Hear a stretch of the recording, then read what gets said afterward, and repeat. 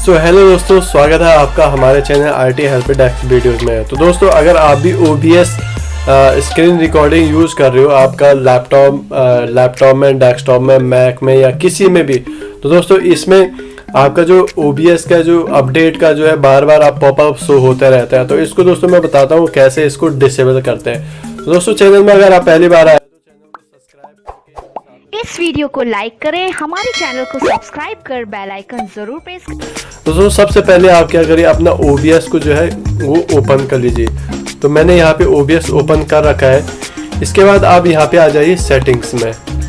Settings में जैसे आ जाते हो, सबसे पहले यहाँ पे आता है जनरल। तो ये जनरल ऑटोमेटिक खुल के आ जाता है। आपने यहाँ पे ध्यान दीजिए, ये लिखा हुआ है automatically check for updates on startup. तो इसको कर दीजिए आप अनचेक। अब आपने यहाँ पे आना है, उसके बाद सीधे नीचे आना है आपने ओके पे। इसको ओके करके आपने कर देना है सेव।